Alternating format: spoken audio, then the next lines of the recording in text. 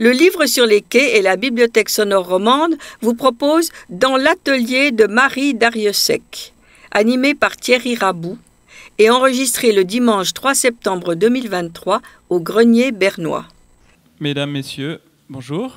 Merci d'être là cet après-midi avec Marie Darrieussecq. Nous allons entrer ensemble dans l'atelier de Marie Darrieussecq. Bel atelier d'ailleurs.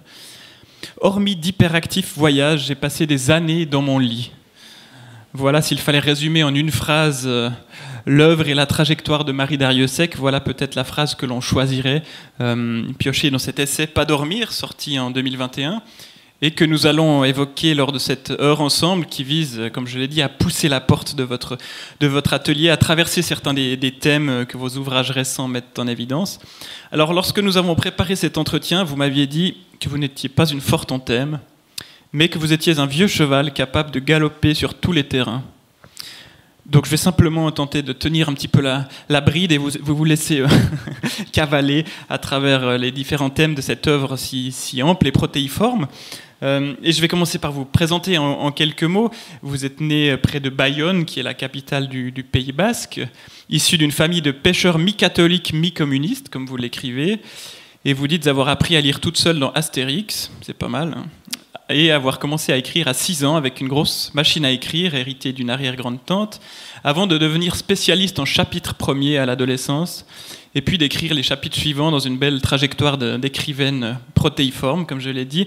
Vous avez notamment soutenu une thèse sur l'autobiographie contemporaine, vous avez retraduit Ovide, Virginia Woolf, vous avez été psychanalyste pour mettre d'autres gens que vous sur le divan et vous guérir de votre clinophilie, qui est le nom savant de cette manie de rester au lit, on en parlera aussi. Et cette psychanalyse qui vous a permis aussi d'écrire Truisme en 1996, premier roman dans lequel une jeune femme se métamorphosait progressivement en truie. Et c'est un roman qui vous a métamorphosé en autrice à succès, vu que le livre s'est écoulé à plus d'1 million d'exemplaires. Et depuis, vous avez une vingtaine de livres à votre actif, dont ces 3 ouvrages qui vont faire l'objet de notre entretien.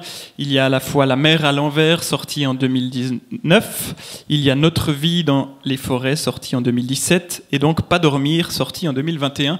Tous publiés chez POL, magnifique éditeur qui est par ailleurs invité d'honneur cette année au livre Sur les quais de Morges.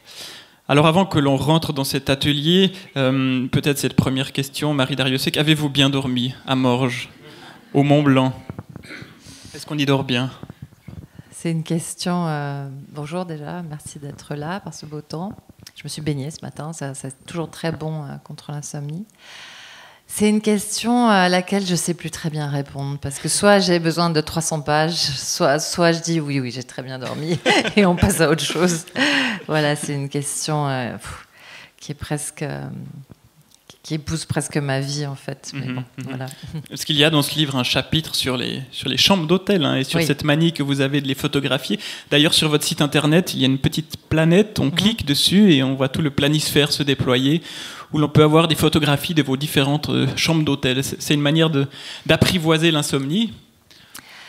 On fait des tas de trucs quand on dort pas, donc pourquoi pas un site internet? Donc il y a un peu de ça. Enfin, moi, je suis très agitée. En plus d'écrire, je fais plein d'autres choses. J'ai eu 3 enfants. J'ai beaucoup voyagé.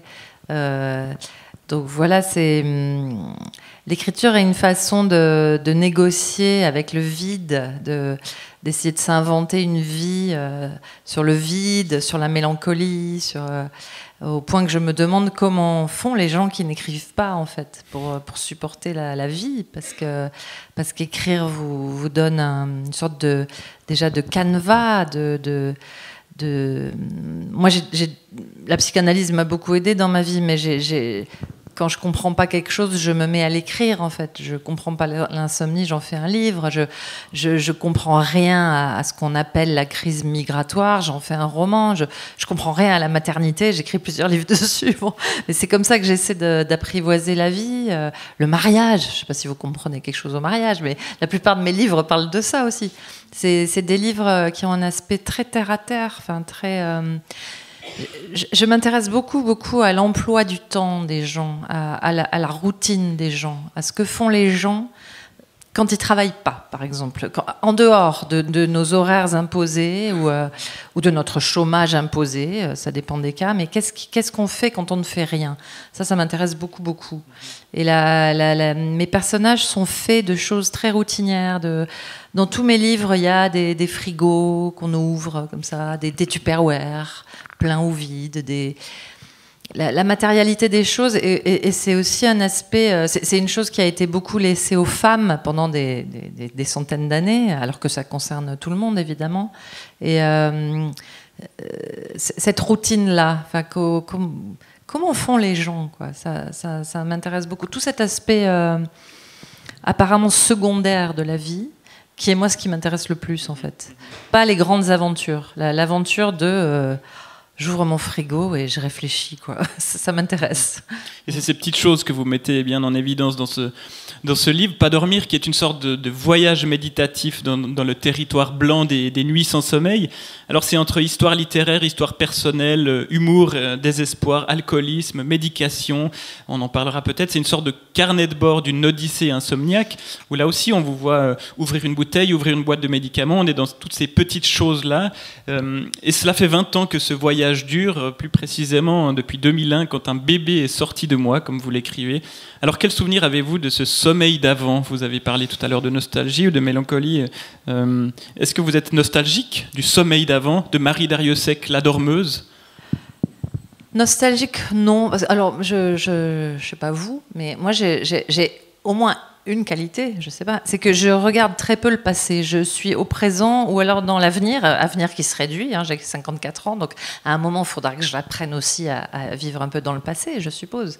Mais je suis pas une personnalité nostalgique du tout. Et oui, je me rappelle très bien de moi dormant. Et oui, je constate que c'est quand ce bébé a surgi de moi, à ma propre stupéfaction, que j'ai arrêté de dormir. Alors c'est normal de ne pas dormir quand on a des nourrissons. Mais c'est là où ça devient pathologique, c'est de ne pas retrouver le sommeil. Et après, sur une dizaine d'années, j'ai eu 3 bébés, 4 grossesses, 3 bébés. Et j'ai définitivement perdu le sommeil. Enfin, définitivement, j'en sais rien, je touche du bois. Mais en tout cas, il s'est perdu quelque part dans la forêt. Mon sommeil, je le vois comme un chat. Vous savez, quand on a des enfants, souvent les chats ou les chiens deviennent jaloux. Et j'ai l'impression que mon sommeil est parti comme un chat dans la forêt, qu'il a retrouvé une sorte d'état féral, sauvage, qu'il est parti sans moi, ou comme une ombre qu'on aurait coupée comme ça à mes pieds et qui se serait perdue dans la nuit, en fait. Alors, aller trouver une ombre dans la nuit, comment on fait? Donc, je ne sais pas. Donc, après, j'ai négocié avec... je peux lire ça, par exemple. J'avais beau me répéter, comme Raymond Queneau, je ne dors pas et je m'en fous, j'arrange ma vie autrement. Je ne voyais pas comment arranger la mienne. Le soir, vers 18h. À 18h, face aux enfants, quand les nuits d'avant, on n'a pas dormi. Le tunnel, 18h-20h. Quand les pères sont on ne sait où, à quelque chose de plus important, pas tous les pères, mais enfin le père de mes enfants, avec toutes ses qualités, qualités dont ne manquait pas Raymond Queneau, qui, vers 18h, devait être au Flore à boire des coups, ou encore à son bureau chez Gallimard à travailler à l'avenir de la littérature, mais peut-être pas au bain des bébés. Le bain est un moment béni, le bain de 3 enfants désirés, sauf quand on est épuisé, ou qu'on a envie d'écrire. Le coup de barre de la fin de la journée. On s'étendrait bien sur le canapé avec le journal, on se traînerait bien au cinéma, on irait bien se requinquer au bistrot, on pousserait même jusqu'au club de yoga. Non. Il faut serrer les dents et déshabiller un ou des enfants récalcitrants, eux-mêmes fatigués. Un enfant fatigué est un enfant fatigant. Ôter leurs couches, les décrotter, faire couler l'eau à la bonne température, ni trop chaud, ni trop froid, y planter le coude ou le thermomètre, respecter les consignes d'hygiène et de sécurité, les surveiller, les amuser, les consoler, les motiver, préparer le repas en même temps ou mettre à réchauffer on ne sait quoi. Le frigo est vide, le découragement est immense, mais il y a tellement plus malheureux que soi dans le monde, alors on se sert un grand verre de vin rouge. C'est ainsi que toute l'enfance de mes enfants, j'ai été à demi saoule en procédant à la série de gestes et au débordement d'amour du tunnel de 18h à 20h, etc., etc. Alors je vous raconte ma vie, hein. Mais oui, les insomniaques, Les insomniaques ont beaucoup de chance, ils ont une double vie, ils lisent la nuit, ils écrivent la nuit, mais ils sont aussi, pour le coup ce sont des données médicales, hein, c'est un problème de santé publique, j'arrive plus à parler. Ils sont beaucoup plus susceptibles d'être addicts, d'être accros aux médicaments, à l'alcool, au hashish, à toutes sortes de choses. Ils sont plus fragiles.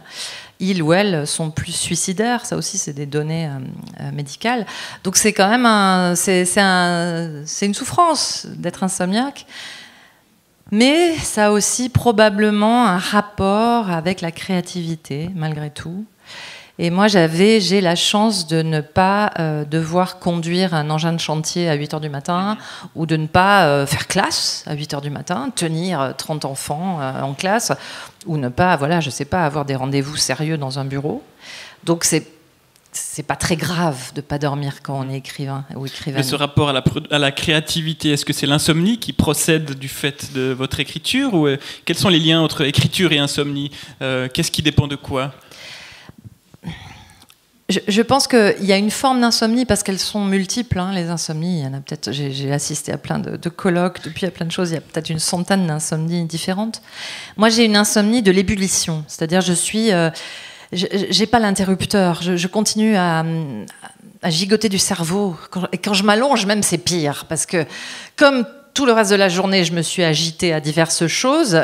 Quand enfin je ne fais rien, certains d'entre vous, certaines connaissent peut-être ça, j'ai enfin le temps de penser à tout ce qui m'avait agité au fond. Et alors c'est pire. Et puis moi j'ai les deux insomnies, c'est-à-dire je ne m'endors pas et une fois quand même que je me suis endormie, je me réveille 2 heures après en sursaut. C'est épuisant. Il y a ces heures de 4 heures du matin. 4 heures du matin. C'est ce que les Allemands, pour les germanophones d'entre nous, appellent les heures Schnaps.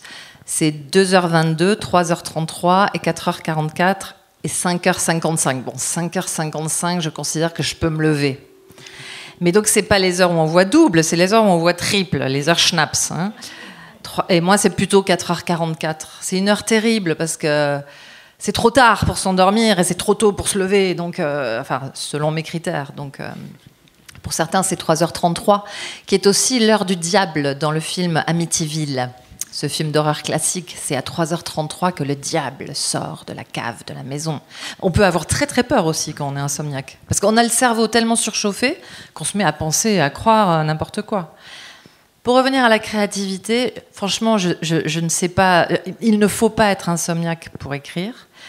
En revanche, j'ai constaté que les écrivains ou les artistes ou les poètes ou les musiciens vers lesquels j'allais à 4h44 pour me tenir compagnie, pour me consoler presque de l'insomnie, sont tous et toutes des insomniaques. Ça m'a frappée petit à petit et ça a été une des raisons pour lesquelles j'ai écrit ce livre. C'est-à-dire que quand j'allais dans ma bibliothèque prendre Duras, Faulkner, Beckett, Kafka, tout le temps Kafka.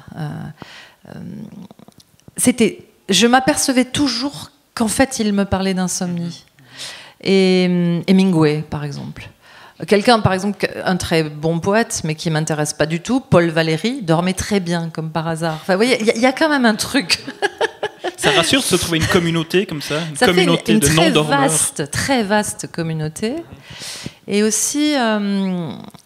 avant d'être insomniaque, avant d'avoir mon premier enfant, et le pauvre il n'y est pour rien, hein, mais c'est moi. Mais avant d'être insomniaque, j'aimais déjà passionnément Kafka. J'aimais passionnément ses nouvelles et ses romans, mais je ne comprenais pas son journal, qui a récemment été retraduit d'ailleurs, très bonne retraduction. Donc c'est un journal qui fait 1200 pages peut-être. J'allais au hasard, je piochais dedans, je ne comprenais jamais de quoi il me parlait. Kafka, il a des expériences hallucinatoires, il a très souvent la nuit des visites, il a un petit enfant aveugle qui vient le voir, il a une dame âgée vêtue de noir, et je me disais, bon alors quoi, ça veut dire quoi? Kafka est fou, il est psychotique. Et en fait, j'ai compris en devenant insomniaque de quoi il parlait. Avant, je ne comprenais pas. En fait, il parle de ce que j'appelle, je ne suis pas la seule, mais de ce qu'on appelle la zone hypnagogique.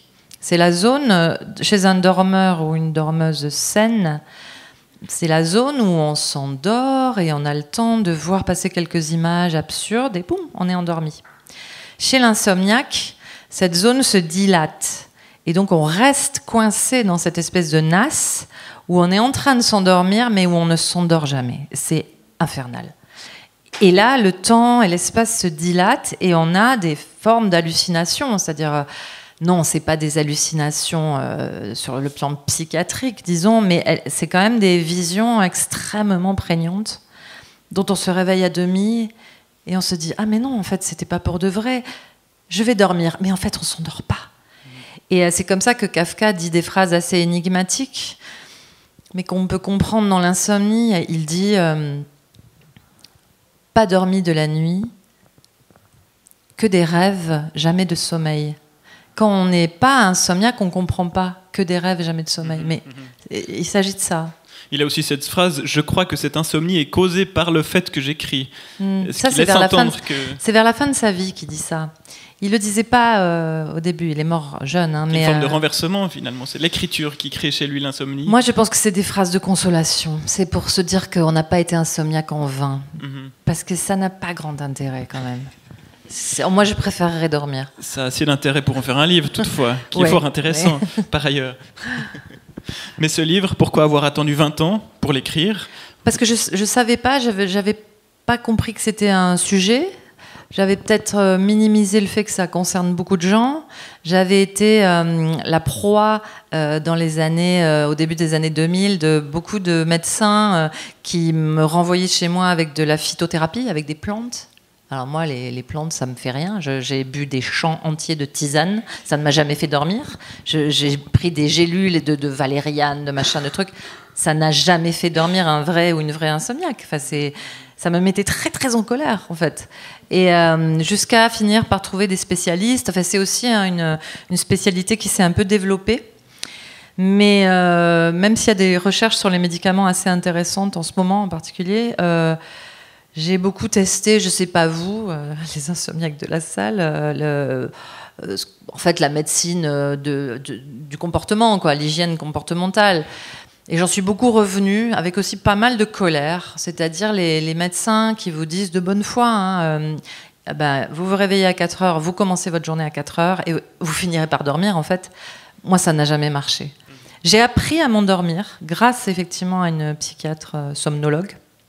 Donc, si je ne rate pas mon train, comme on dit, si je mène une vie de nonne, si je ne bois pas, je fume pas, je regarde pas mon téléphone, je regarde pas mon ordinateur, si je reste chez moi à lire sagement et que je vais au lit à 11h30, oui, je serai endormie à minuit. Mais à quel prix ? Mais à quel prix ? Mais ça marche, il faut admettre, ça marche. Mais je me réveille à 4 heures. Donc ce côté-là de la nuit m'est resté assez énigmatique. Alors, je ne me suffis pas de 4 heures de sommeil, c'est pas vrai. Vous dites avoir tout essayé, hein. J'ai noté l'hypnose, le jeûne, les tisanes, l'acupuncture, le yoga, 2 mariages, mais votre deuxième époux avait pour métier de travailler avec un accélérateur de particules, ce qui semblait peu propice à votre propre endormissement. Quelle est désormais votre liturgie, votre rituel ? Je suis en train de tester un médicament, mais comme je ne suis pas une ambassadrice de laboratoire, je n'ai pas envie de... Voilà. Je crois pas mal à la chimie du cerveau. J'ai été psy, enfin, je suis freudienne, je suis une brave hystérique que la psychanalyse a beaucoup aidée. Enfin, sur l'insomnie, je pense que j'ai un vrai problème de chimie du cerveau. Enfin, il y a un truc qui va pas, quoi. C'est une maladie. Donc, c'est pour ça aussi que littérairement, oui, on peut en faire 300 pages, mais je suis persuadée qu'un jour, on va trouver la molécule qui va faire que ce livre sera nul et non avenu, parce que voilà, on aura enfin compris comment dormir, quoi. Mais bon, j'attends un peu là, je teste un truc qui est pas mal, mais on verra. Et quelques mots peut-être sur ces heures schnapps et ce verre de rouge dont vous parliez tout à l'heure, qui prête à sourire, voire à rire, mais évidemment il y a une grande souffrance là derrière. Vous parlez avec beaucoup de franchise et de courage de cet alcoolisme et du lien entre l'alcoolisme et l'insomnie. Est-ce que ce sont des pages qui ont été difficiles pour vous à écrire ? Non, parce que vous savez, moi j'ai écrit Truisme, j'avais 26 ans, donc j'ai un peu peur de rien en termes de scandale, hein, ça va. Mais et puis ça m'amuse, et puis on est très nombreuses et nombreux. Enfin, l'alcoolisme, c'est pas du tout amusant, hein, mais je pense qu'il faut justement en parler pour être accompagné. Voilà. La définition de l'alcoolisme, on est alcoolique quand on a perdu la liberté de ne pas boire. Et moi, j'ai constaté que j'ai perdu la liberté de ne pas boire. C'est-à-dire, je ne bois pas beaucoup. Par contre, j'ai absolument besoin de boire tous les soirs. 1, 2, 3 verres. Mais quand on en boit 3, en fait, on se retrouve vite à en boire 6. Donc c'est aussi un travail que je fais pour essayer de ne pas boire tous les soirs, mais je vous promets que c'est un énorme travail. Enfin, c'est vraiment toute une approche du crépuscule qui tombe, de l'angoisse qui monte. Donc c'est une gestion de soi-même qui est compliquée, qui est fatigante. Une des meilleures choses que j'ai trouvées, c'est d'avoir un chien. J'ai un chien, ça fait 8 ans que j'ai un chien, elle s'appelle Odette. Et quand j'ai décidé de ne pas boire pendant un certain temps, je sors avec mon chien, je vais marcher, c'est souvent à Paris, ça peut être au Pays Basque où j'habite souvent aussi. Je vais marcher, je marche. Voilà, chacun fait comme il peut. La vie est c'est compliqué d'être en vie quand on a la chance d'être dans un pays en paix, d'avoir suffisamment de privilèges pour que le quotidien, disons, soit pas une lutte en soi. Une fois qu'on a passé ce cap-là, ce privilège-là, la routine, cette chose qui me passionne. Comment on fait heure par heure et parfois minute par minute. Moi, j'ai une très forte tendance à la mélancolie. Les mélancoliques savent que parfois on ne sait pas comment affronter la minute qui vient. C'est pour ça qu'on fume, qu'on boit, qu'on fait n'importe quoi. La minute qui vient. Comment le temps passe à travers nous. Enfin, et ça, beaucoup plus que l'insomnie, c'est la matière même de l'écriture. Comment le temps passe à travers nous. Les musiciens le savent aussi, ça. Les peintres, parce que peindre, c'est aussi un art du temps. Bon. Donc ça, là, quand j'arrive à me brancher sur cette minute-là, je peux écrire. Mais c'est des moments... attraper l'écriture, c'est pas toute la journée non plus, quoi. Donc c'est un art... Je sais pas. Là, je vais divaguer, là. Je sais pas. Et lorsqu'on écrit à 4h04, j'ouvre mon ordinateur, mon fichier est là, pas dormir, il luit et me fait mal aux yeux, je ne sais plus du tout où j'en suis. On sent que la forme de ce livre procède aussi de ces insomnies et qu'une partie de ce livre a vraisemblablement été écrit pendant ces heures schnapps. Oui. Est-ce que lorsqu'on se relit à midi, cette littérature de 4h du matin est-elle toujours aussi bonne ? Alors, bonne, ça, je sais pas. Mais est-ce que ce sont des heures valables ? Il n'y a pas de critère de qualité. Enfin, quand j'écris, je me dis... si, bien sûr, je me demande si c'est bon ou si c'est mauvais, mais pas sur le moment. Non, est-ce que c'est pertinent ou est-ce que c'est... C'est-à-dire, parfois, je suis un peu étonnée. Je me dis, ah ouais, quand même. Je suis allée loin, quelque part. Enfin, on ne pense pas pareil à 4h de l'après-midi et à 4h du matin. C'est une évidence. Donc, c'est plutôt un livre de 4h du matin. Mais c'était très important pour moi je raisonne plutôt en termes de forme. C'est-à-dire, au début, je me suis dit, bon, Marie, c'est un essai. Là, c'est pas un roman. Donc, tu es sérieuse. Hein, tu vas faire un plan. Impossible, je sais pas faire de plan. Donc, à un moment, j'ai assumé le fait que... Au bout du compte, je crois qu'il y a 7 parties en tout, mais qui sont c'est un peu réécrit après, quoi. Je me suis mise à écrire des rushs, comme une cinéaste qui filmerait à 4h du matin l'intérieur de sa boîte crânienne, quoi. Et après, j'ai fait un énorme travail de montage, comme à une table de montage, où j'ai mis les rushs ensemble, je les ai coupés. Et alors là, c'est tout à l'oreille, c'est-à-dire il faut retrouver le rythme. Et le rythme de 4h du matin n'est pas celui avec lequel je parle là comme une mitraillette. Donc le rythme de 4h du matin, c'est une espèce de vague. C'est océanique, quoi. Ça peut être en spirale aussi. Donc le livre, c'est vraiment un livre qu'on peut ouvrir par le milieu. C'est Gilles Deleuze qui disait ça, qu'il y avait une littérature où on pouvait commencer les livres par le milieu. Et je crois beaucoup à ça. Mes romans, par exemple, c'est moins évident parce qu'il y a quand même un récit. Il y a quand même un début, un milieu, une fin. C'est mon unique plan, d'ailleurs. Mais là, j'aime bien l'idée que vous pouvez le feuilleter. C'est un rhizome. Ouais, c'est plein de rhizomes. Ouais. Et puis, c'est plein d'images. C'est aussi un livre d'images. Donc, les images m'ont autorisé à me passer de transition et à pouvoir, comme sur un divan un peu, passer d'une idée à l'autre, sans avoir à me justifier en disant alors maintenant je vais parler de ça. Et donc vous pouvez sauter des pages, vous pouvez... J'espère que c'est aussi un livre assez amusant parce que Les insomniaques sont des Buster Keaton du sommeil, en fait. Ils ratent sans arrêt leur endormissement. C'est l'histoire d'un ratage permanent. Allez, là, j'ai mon pyjama préféré, j'ai bien fait mon lit, je dors toute seule. Hein. On fait chambre à part depuis toujours avec mon mari, parce que réveiller une insomniaque qui dort, ça, c'est le divorce assuré. Enfin, c'est pas possible. Hein. Donc, je suis là toute seule dans mon petit lit avec ma bonne couette, mon pyjama, j'ai tout bien. Je vais dormir. Non. Il y a aussi, parfois j'avais des fous rires, tellement ça ratait, quoi. Et donc j'espère que c'est un livre aussi un peu drôle qui vous trimballe comme ça d'idée en idée, voilà. Alors il y a quelque chose de singulier dans ce livre et qui ouvre un petit peu au reste de votre œuvre. Si les causes de l'insomnie sont évidemment multiples, il y en a une qui est intéressante dans votre livre, c'est la perte des forêts ancestrales, mais la perte du sauvage, cette disparition progressive du vivant, qui devient dans un passage de votre livre presque une des causes de l'insomnie, ou en tout cas du mal dormir contemporain. Et vous citez ce titre du groupe australien Midnight Oil, How can we sleep when our beds are burning? Comment peut-on dormir quand nos lits brûlent? Est-ce que l'insomnie, c'est une forme de réflexe écologiste aussi, peut-être? Il y a eu plein de livres plus savants, enfin plus théoriques que le mien. Un très bon livre, par exemple, Le capitalisme à l'assaut du sommeil de Jonathan Crary, ça doit dater de 2013. Et d'autres livres sur ce que la connexion permanente fait à nos cerveaux et à notre temps de sommeil. Jonathan Crary, en 2013, il avait déjà vu que le capitalisme exige de nous d'être sans arrêt productif.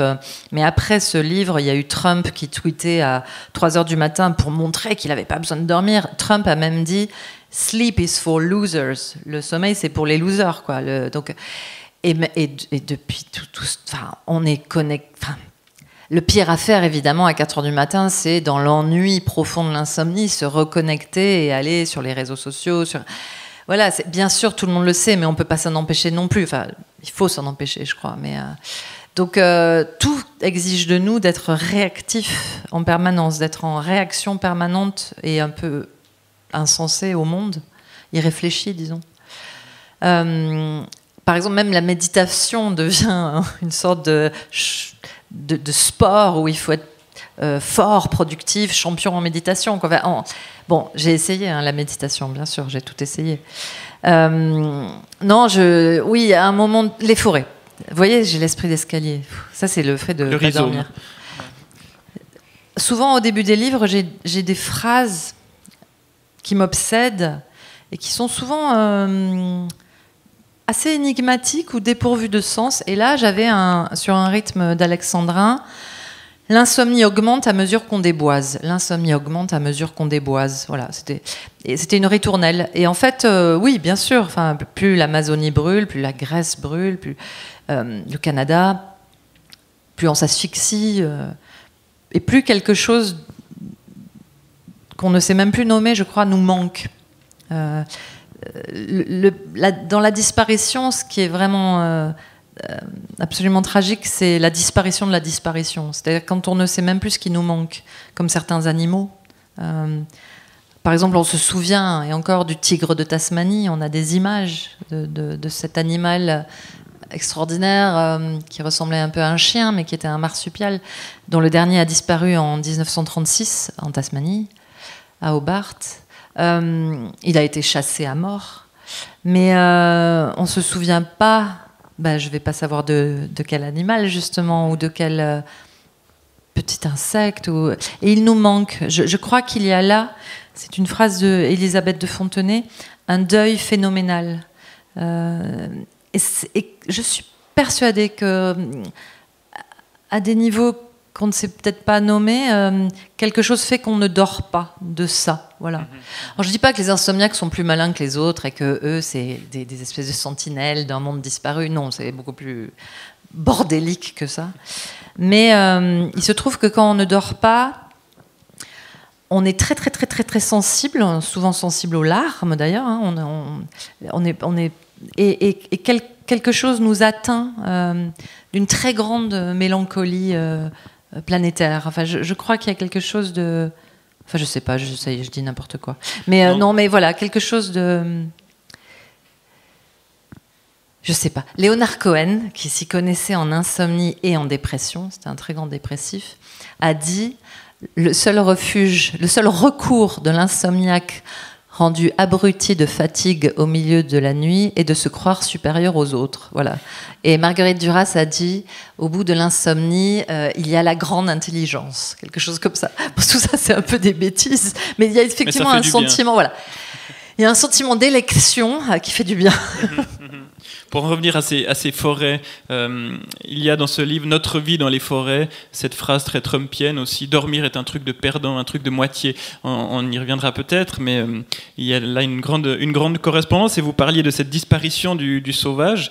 Dans ce livre, lui aussi écrit à ce rythme, 4h04 debout, 4h44 au travail. C'est pour ça peut-être que c'est un roman rapide, un portrait critique de l'hypertechnologie, une forme de dystopie. Là aussi, le rôle de la forêt est très important. On voit qu'il fait office, la forêt fait office de refuge sous cette canopée où les drones ne peuvent pas nous voir. Quelle est l'importance de la forêt? On sent qu'elle traverse votre œuvre déjà à la fin de Truisme, lorsque le personnage tue sa mère et va se réfugier dans une forêt. Dans la jungle de Calais aussi, dans la mer à l'envers, dont on parlera tout à l'heure. Quelle est l'importance symbolique pour vous de la forêt?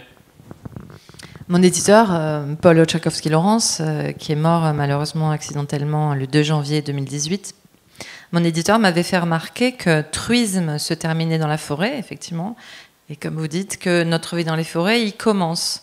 Et c'est grâce à lui, c'est un grand éditeur, que j'avais compris qu'en fait, Truisme et Notre vie dans les forêts sont les deux pendant, sont le même livre, d'une certaine façon, à 20 ans d'écart. Et parle au fond de la même chose, de quelqu'un qui se transforme, de quelqu'une qui se transforme et qui trouve un refuge dans la forêt comme anti-monde, quoi, comme anti-monde connecté, comme anti-monde... ce sont aussi des femmes qui se réfugient dans la forêt par rapport à un monde d'hommes. Une sorte d'envers du monde, comme vous l'écrivez. Voilà, un envers du monde. J'aime beaucoup le mot envers. Et... que vous dire, la forêt, je ne suis pas la première à dire que c'est à la fois le lieu où on peut se réfugier et le lieu où on peut se perdre. La forêt, c'est le domaine de l'ogre et du loup aussi, dans les contes. Mais je crois que j'ai été très marquée petite par... J'ai longtemps cru que j'étais une écrivaine de la mer, de l'océan, parce que je suis née tout près de l'eau, de l'océan, au Pays Basque. Et j'ai découvert avec le temps que j'étais aussi une écrivaine de la forêt, parce que c'était aussi un pays de forêt. Et puis, j'étais marquée par le fait que... donc, je suis basque, et dans la forêt des Landes, qui commençait pas très loin de chez moi, dans les années 80, c'était là que se cachaient des terroristes basques. Et c'était une présence... évidemment, je suis non-violente et je condamne ce terrorisme, mais c'était une présence, pour une petite fille, extrêmement romanesque. De se dire qu'il y avait dans la forêt, pas très loin, des gens qui avaient tué d'autres gens et qui se cachaient et qu'on ne trouvait pas. On les a pas trouvés pendant des années. Et ça, c'est complètement fascinant. Et donc la forêt, pourtant, c'est pas vraiment une forêt, les Landes, hein, c'est un champ d'arbres. C'est une forêt plantée, ils sont alignés. Mais quand même, c'est très, très grand. Et on peut s'y cacher. Et tout ressemble un peu à tout, quoi. Se perdre dans la forêt, c'est vite fait, hein. Et il y a dans ce livre, dont on ne va pas raconter la fin, mais une sorte de twist assez désarçonnant, qui nous conduit à une sorte de révolution mentale que de ne plus se voir au centre du système monde, et que l'on trouve aussi finalement dans Truisme, une manière de décentrement du regard à travers la forêt.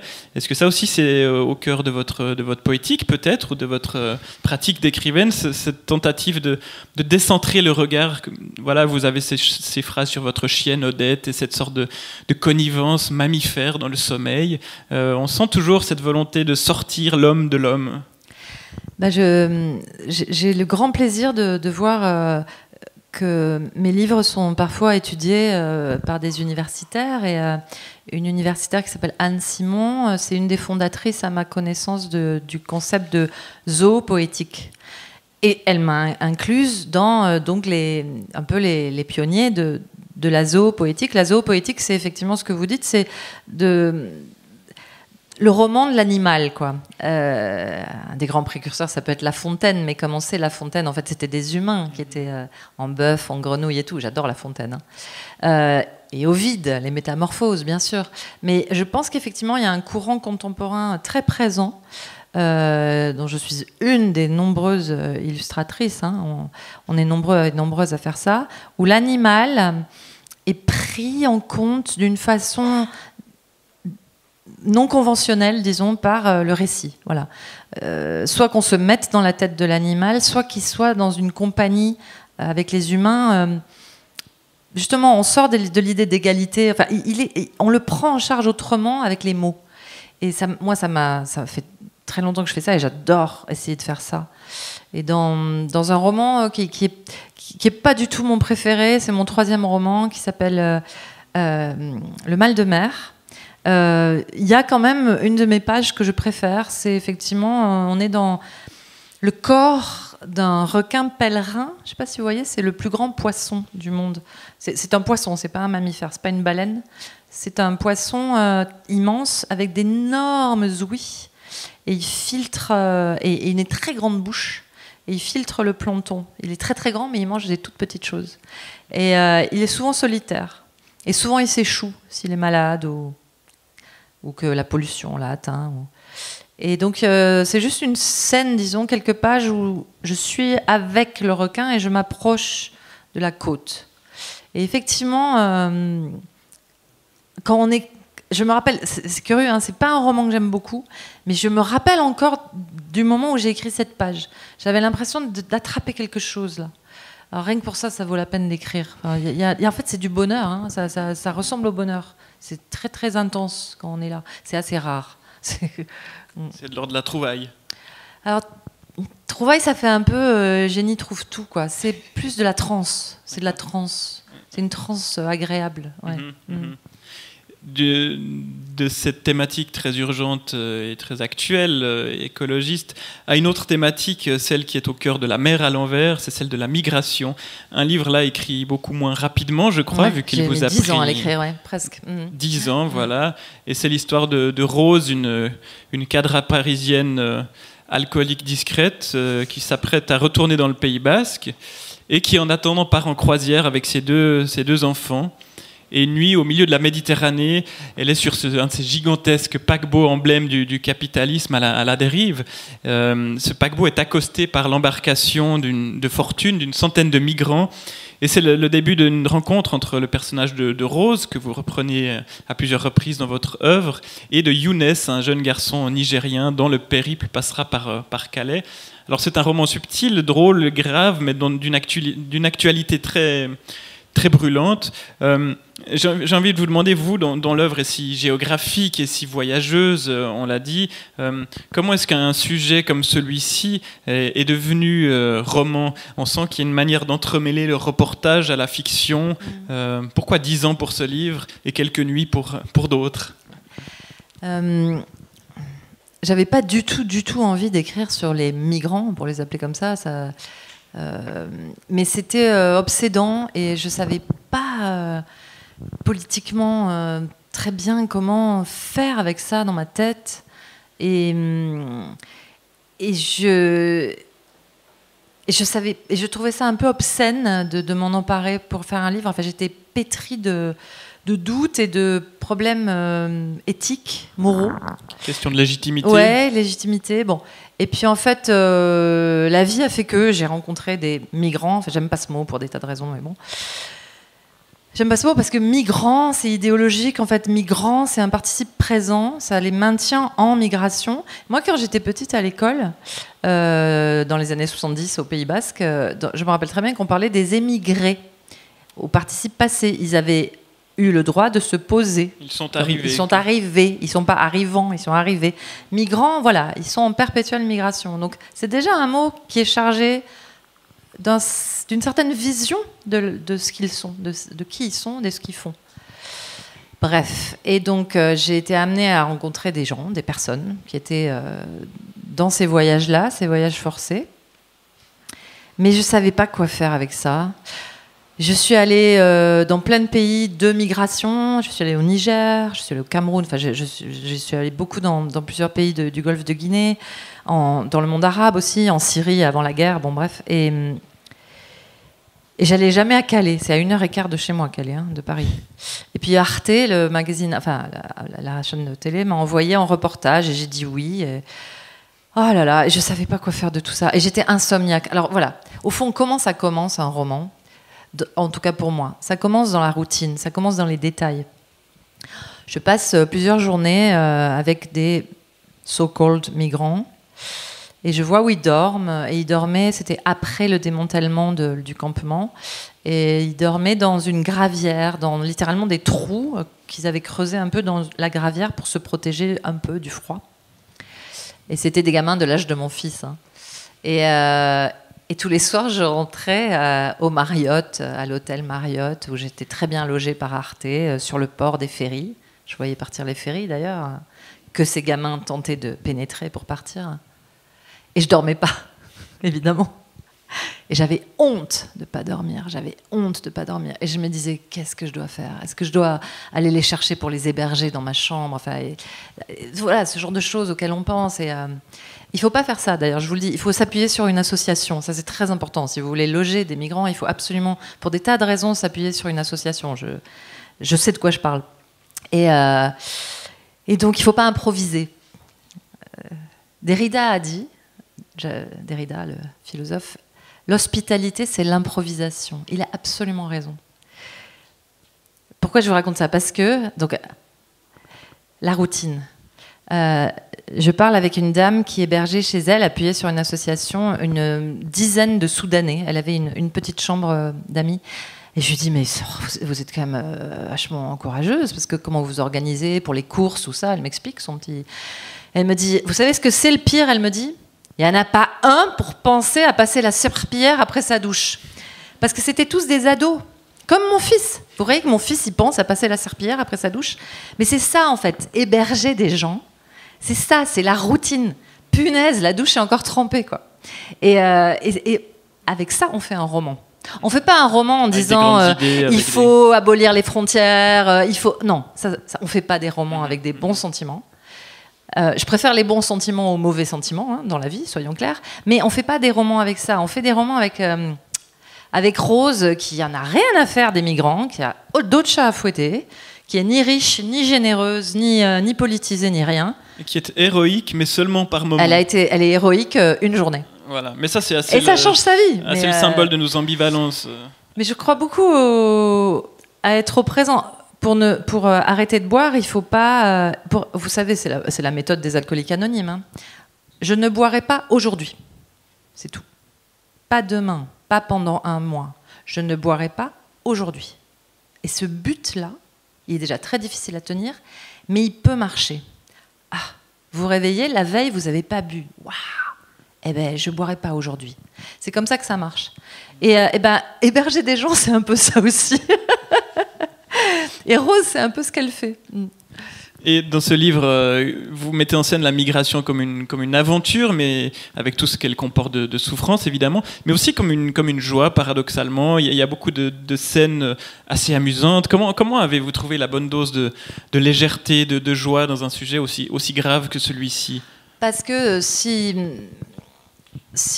j'arrive pas à trouver un côté amusant, c'est pas la peine. Je veux dire, la vie est suffisamment triste comme ça. Je vais pas vous embêter avec des romans déprimants.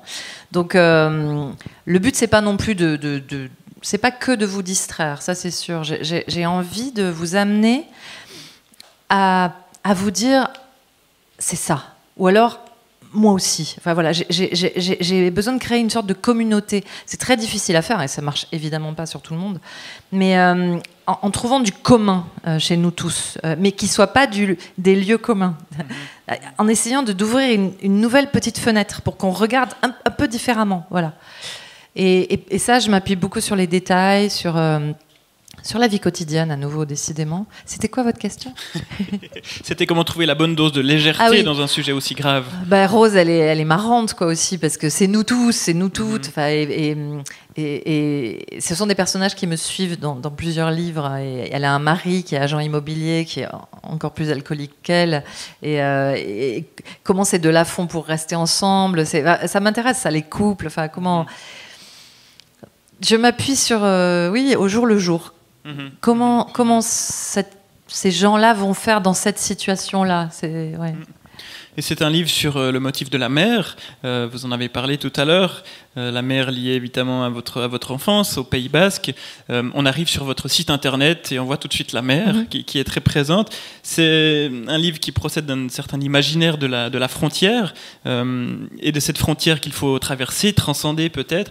Est-ce que d'être né dans ce territoire-là, ça a façonné votre rapport à l'ailleurs, votre rapport à la frontière, que vous mettez assez bien en évidence ici? C'est aussi un ailleurs linguistique d'ailleurs. Oui, ça c'est très important. Moi, ma mère m'a parlé basque toute mon enfance. Ma grand-mère aussi. Ici, on est dans un pays où on parle plusieurs langues et je pense que c'est évidemment une richesse, mais ça vient... mon français est habité par la présence de cette langue maternelle. C'est Paul aussi, mon éditeur, il me disait que le point commun des écrivains qui l'intéressaient, en tout cas, c'est qu'ils maniaient le français comme une langue étrangère. C'est un peu un truisme, hein, d'ailleurs. Proust a dit ça, par exemple. Mais ce que Paul voulait dire, c'est que on a une liberté avec le français. C'est pas un temple, c'est pas quelque chose de sacré, et on a le droit de jouer avec. Et l'Académie française, dans l'état où elle est, vraiment m'intéresse pas du tout. Je pense que c'est, pour employer un mot des jeunes, c'est toxique. C'est une académie toxique. J'espère que ça va changer là.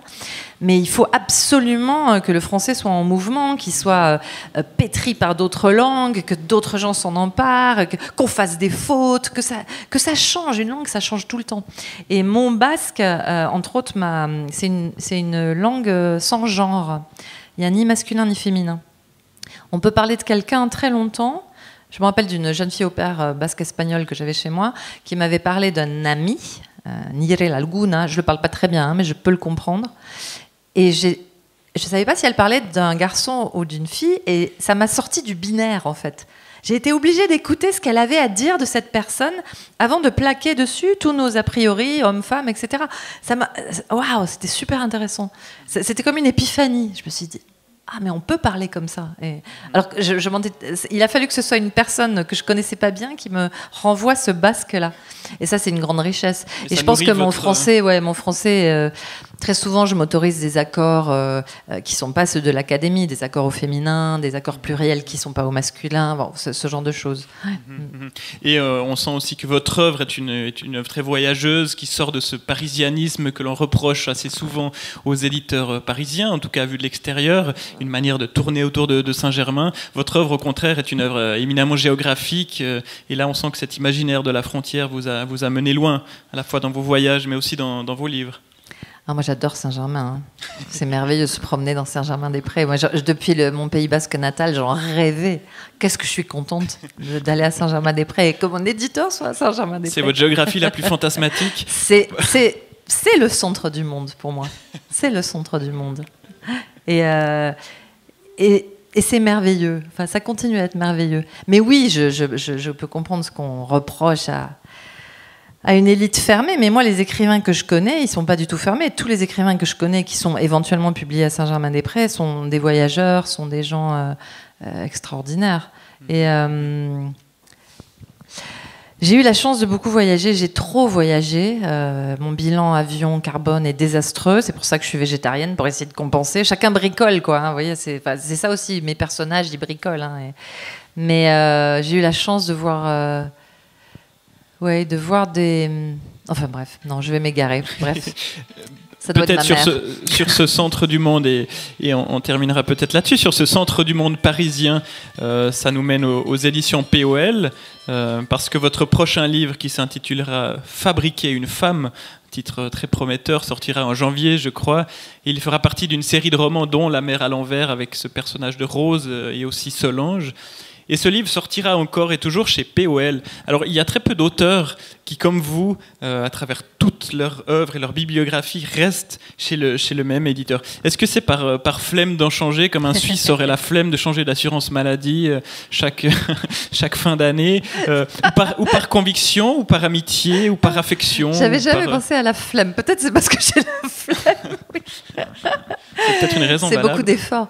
Non, je suis très bien chez POL. Je vois pas pourquoi j'irais ailleurs. Donc, je suis très bien chez eux. C'est tout. J'aime leur esprit. J'aime les auteurs qui publient. Pas tous, évidemment, mais il y a une ambition littéraire très forte chez POL. Et puis on s'amuse. Voilà, on s'amuse. Il y a un très bon accord avec Folio aussi. Donc, il y a une fluidité. Mes livres passent en poche. À la vitesse où ils passent en poche, mais enfin ils sont disponibles en poche, ça roule quoi, et c'est très agréable. Mais votre premier manuscrit pourtant, à la vingtaine, vous l'aviez expédié à Jérôme Lindon, aux éditions de Minuit, qui le refusera tout en vous incitant à trouver votre voie. Jérôme Lindon, les éditions de Minuit me faisaient rêver. Pour moi aujourd'hui, POL tient le rôle que tenaient les éditions de Minuit dans les années 60-70. D'ailleurs Beckett par exemple, ou Rob Grillet, il y a une immense fidélité des auteurs à Minuit. Il se passe la même chose avec POL. Et donc, je l'avais envoyé à Jérôme Lindon qui m'avait encouragé. Il m'avait dit c'est pas assez mûr. C'était des romans un peu qui n'étaient pas encore assez aboutis. Mais il m'avait encouragé à continuer, ce qui, je m'en rends compte aujourd'hui, était énorme en fait, parce que normalement les éditeurs n'ont pas le temps de faire ça. Et puis Truisme avait été accepté par plusieurs maisons et j'ai choisi POL en sachant assez bien ce que je faisais. C'était l'avenir, POL. Mais c'est quoi pour vous aujourd'hui un éditeur? C'est un producteur, c'est un passeur, c'est un marchand? Un éditeur, c'est quelqu'un qui est mort, c'est Paul. Il me manque beaucoup. Mais maintenant c'est Frédéric Boyer, avec qui je m'entends très bien, qui a repris POL. Un éditeur, c'est un premier lecteur. C'est toujours lui qui lit en premier. Et là, c'est Frédéric Boyer. C'est un regard. Et c'est un regard très technique. Par exemple, là, sur Fabriquer une femme, qui sortira donc en janvier, Frédéric Boyer se posait la question si les gens n'ont pas lu les autres romans, est-ce qu'ils vont absolument tout comprendre? Mais tout, c'est-à-dire toutes les phrases. Est-ce qu'il n'y a pas une information qui va leur manquer? Et ça, c'est un vrai regard d'éditeur. Donc on s'est vraiment posé la question et on a trouvé un passage où il fallait que j'explique un tout petit peu plus qui était la personne, le personnage. Et ça, c'est un vrai travail d'éditeur. Moi, je n'irais pas dans une maison où on me dirait « Oh, il faut changer la fin, c'est trop triste » ou ce genre de choses. Non. Je suis dans une maison où on me dit « Tu as répété 2 fois l'adjectif brusque, c'est volontaire ou pas ?» Voilà, ça c'est une maison d'édition. Et pour qui écrivez-vous, Marie Darrieussecq, quand vous êtes devant la nuit, devant votre ordinateur? Est-ce que vous écrivez pour moi, pour vous, pour un nous collectif, pour vous-même, pour votre éditeur? Non, j'écris pour vous, ça vraiment. Mais c'est un vous sans nom et sans visage. Mais j'écris absolument pour vous. J'ai absolument besoin de vous, c'est-à-dire que des gens lisent mes livres. Voilà, c'est beaucoup demandé, hein, mais j'ai absolument besoin de vous, ça c'est sûr. Il y a le vous avant le jeu. Beaucoup d'écrivains écrivent pour eux en espérant que... Je m'en fous. Non, j'ai jamais tenu de journal intime. Enfin, non, il faut que ce soit public. C'est plus que publié, c'est public. Et en plus, moi, j'ai besoin du succès. Enfin, j'adore ça, c'est génial. Donc, et puis je suis gâtée. Enfin, voilà, j'ai besoin d'un public et d'un public vaste. Oui. Alors, ouvrons, si vous le voulez bien, à ce public pour les quelques minutes qui nous restent. Ce public vaste aujourd'hui, et je vous remercie de votre présence et de votre écoute. Y a-t-il l'une ou l'autre question à Madame Darrieussecq, qui ensuite sera sous la tente pour dédicacer ses livres? Oui, il y a un micro. Madame, ici devant.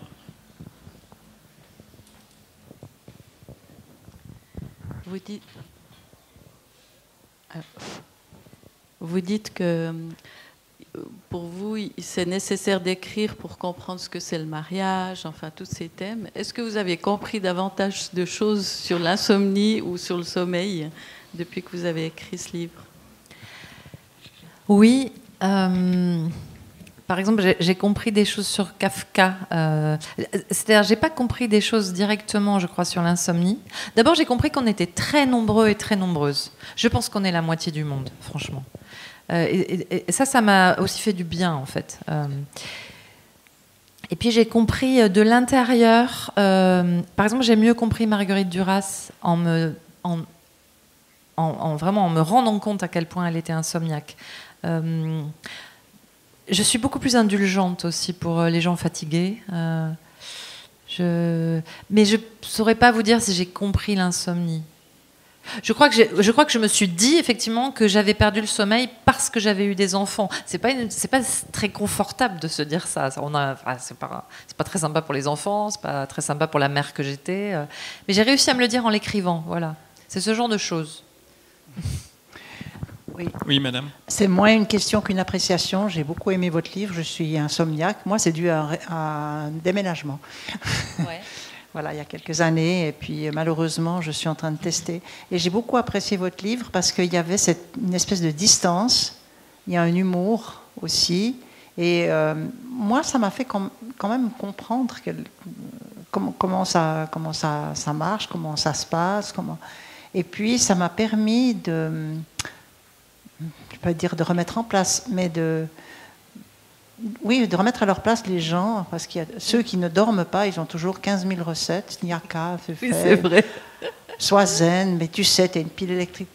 Oui, ceux qui dorment, vous voulez dire, les bons dormeurs. Ceux qui dorment, évidemment, pas les autres. Oui. Alors voilà, je voulais vous remercier d'avoir fait ce livre. J'ai aussi, moi, écrit des textes là-dessus. Alors, merci beaucoup, puis continuez d'écrire comme vous le faites, c'est magnifique. Merci. Mais vous me faites aussi penser que j'écris toujours sur les lieux communs, sur les clichés, sur les truismes. C'est pas pour rien que truisme s'appelait truisme. Et effectivement, c'est aussi un livre en réponse à tous les clichés que nous renvoient les gens qui dorment bien ou mieux que nous, en disant effectivement, mais t'as pas essayé je sais pas, tel gadget. Et c'est très énervant, effectivement. Et j'ai écrit un livre qui s'appelle Le bébé, qui est au fond un peu construit de la même façon, c'est-à-dire que quand j'ai eu mon premier enfant, je suis entrée dans un monde nouveau où tout le monde savait mieux que moi ce qu'il fallait faire avec le bébé. Vous lui mettez une tétine, non, surtout pas, il pleure, il a faim. Ça, c'est dingue. Vous avez un bébé dans une poussette, il pleure. Les gens vous disent il a faim, mais comme si on allait les affamer, enfin, comme si c'était la première option, quoi. C'est ce genre de choses. Bon, et je me rappelle toujours la sage-femme entrant dans ma chambre de jeune accouchée. Tout allait bien, j'avais ouvert mon ordinateur à l'époque et je terminais un livre qui s'appelle Bref séjour chez les vivants, un roman. Et elle était entrée, elle avait fermé mon ordinateur et elle m'avait dit « Arrêtez ça, ça va empêcher la montée de lait. » Et je me disais « Ah bon ?» Je ne savais pas. Voilà, ce genre de folie, quoi, de folie commune, c'est-à-dire de folie sociale, répandue. C'est dingue. Et j'adore repérer ces phrases-là et en faire des livres. C'est aussi de la vengeance. Hein. Y a-t-il encore une question? Si ce n'est pas le cas, je vous remercie toutes et tous de votre présence. Merci, c'est un peu chaud. Hein. Merci beaucoup. Et donc, je vous rappelle que Marie Darrieussecq est éditée chez POL et qu'elle sera à l'attente tout à l'heure pour des dédicaces. Voilà. Bonne fin d'après-midi. C'était Dans l'atelier de Marie Darrieussecq, enregistré le dimanche 3 septembre 2023 au Grenier Bernois par la Bibliothèque sonore romande pour la 14e édition du Livre sur les quais.